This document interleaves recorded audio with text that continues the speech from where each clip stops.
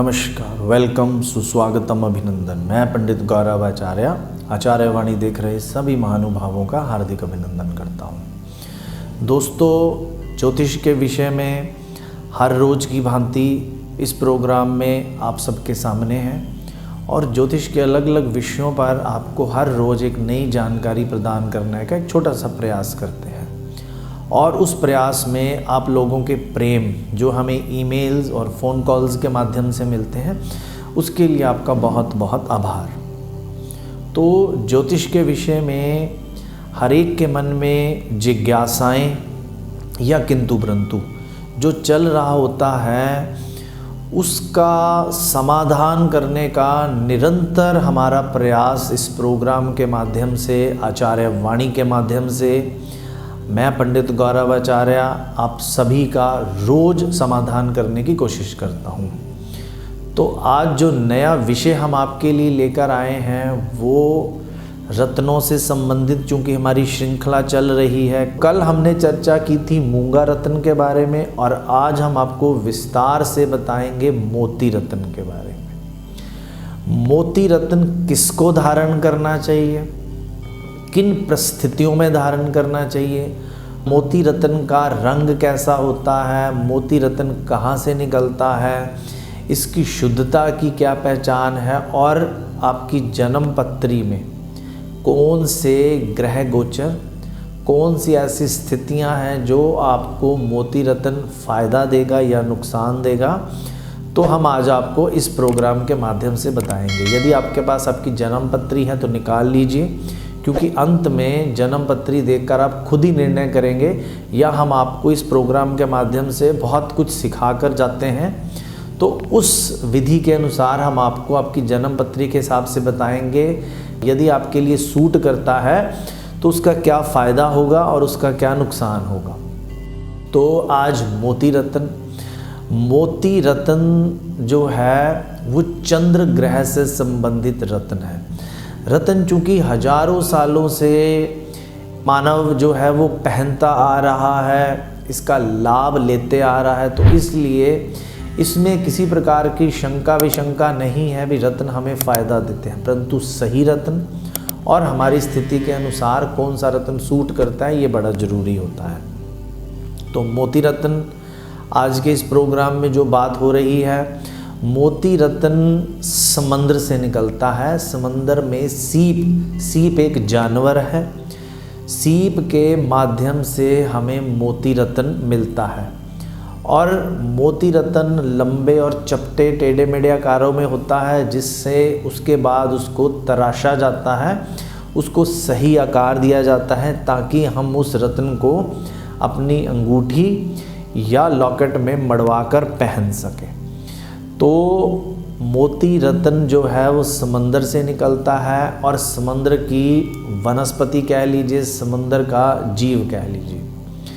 तो सागर की विशालता, समंदर की विशालता को अपने आकार में, अपने रूप में समेटता हुआ मोती रत्न बहुत लाभकारी होता है यदि हमें इसकी ज़रूरत हो तो। मोती रत्न चंद्र ग्रह से संबंधित है, तो मोती रत्न से हमें कई प्रकार के लाभ मिलते हैं। मोती रत्न के रंगों की बात करें तो मोती रत्न हल्के पीले रंग में, इसका जो मूल रंग है वो सफ़ेद है। सफ़ेद रंग में हल्के पीलेपन में भी मोती मिलते हैं। हल्का आसमानी रंग सफ़ेद रंग में यदि मिल जाए तो उस रंग के भी मोती मिलते हैं। और सफ़ेद रंग में हल्का सा गुलाबी रंग यदि मिल जाए तो उस रंग में भी मोती मिलते हैं। हर मोती की अपने आकार के हिसाब से, अपने वजन के हिसाब से, अपने रंग के हिसाब से और अपनी क्वालिटी के हिसाब से जो उसकी कीमत तय होती है। मोती जो है वो शुद्ध मोती 500 रुपये से शुरू होकर और कई हज़ारों रुपए तक चला जाता है। तो मोती रत्न की जो कि हम बात कर रहे हैं, मोती रत्न किसको धारण करना चाहिए, किसको नहीं। यदि आपको नींद से संबंधित समस्या आ रही है और आपकी जन्म पत्री के अनुसार मोती रत्न आपको पड़ता है, यानी मोती रत्न आपको उस जन्म पत्री के हिसाब से सूट करता है, तो आप मोती रत्न पहन सकते हैं। मोती रत्न पहनने से मानसिक बल में वृद्धि होती है।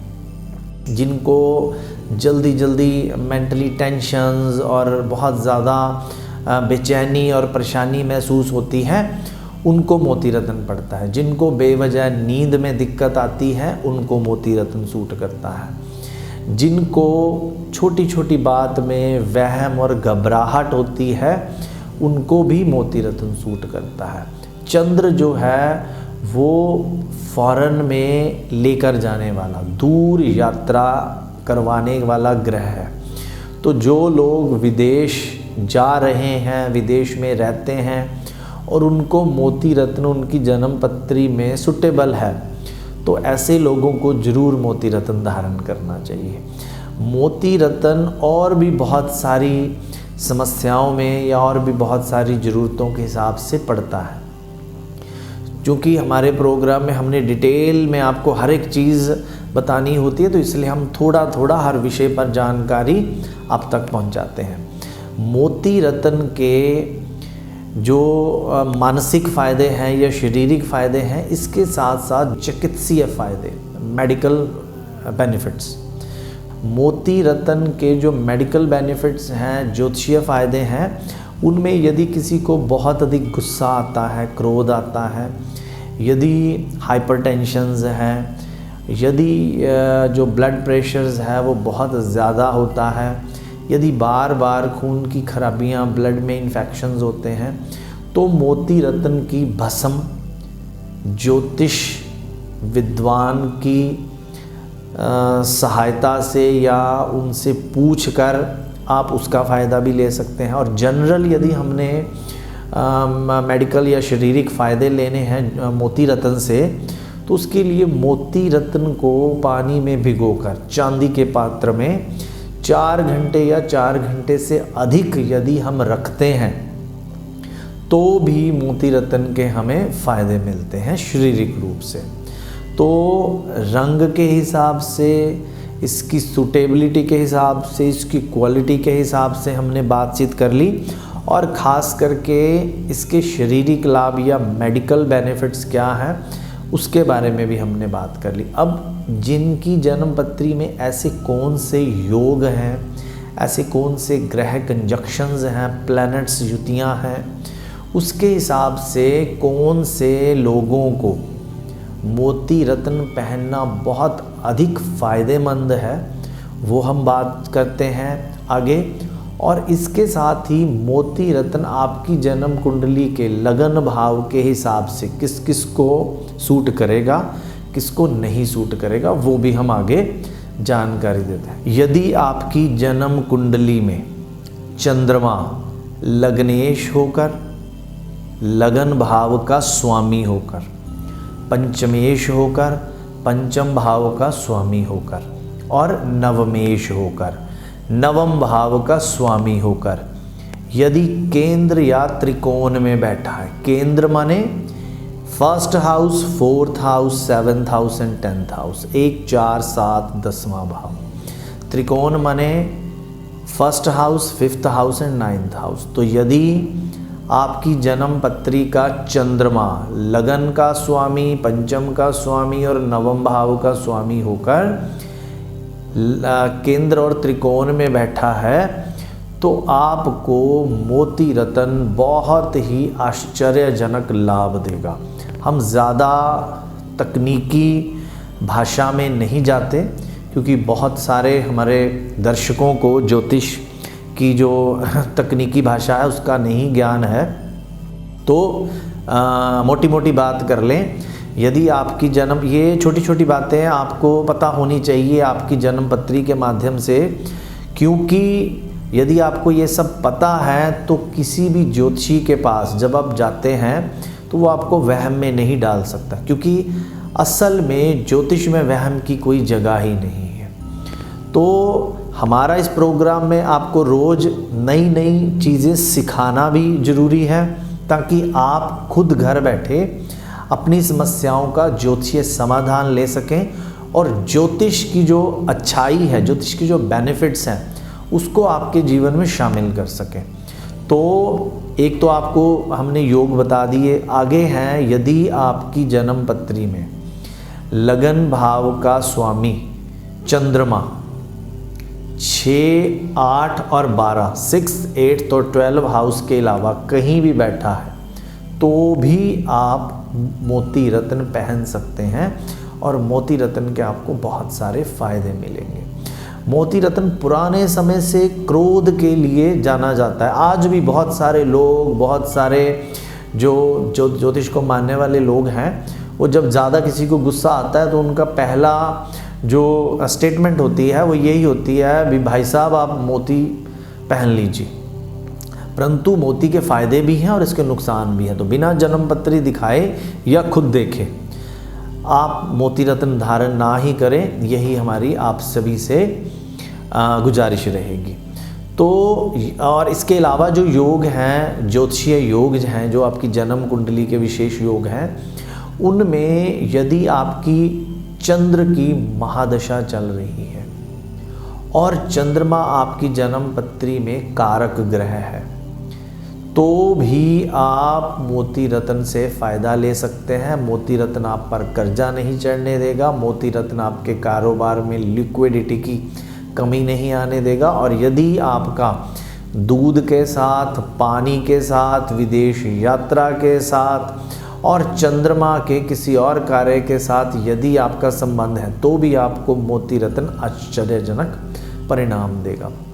मोती रत्न किन किन को पहनना चाहिए और किन को नहीं, खोलिए अपनी जन्म पत्री और ध्यान से देखिए। यदि लगन भाव में 1 नंबर है तो आप मोती रत्न पहन सकते हैं। यदि 2 नंबर लगन है तो मोती रत्न आपको सूट नहीं करेगा।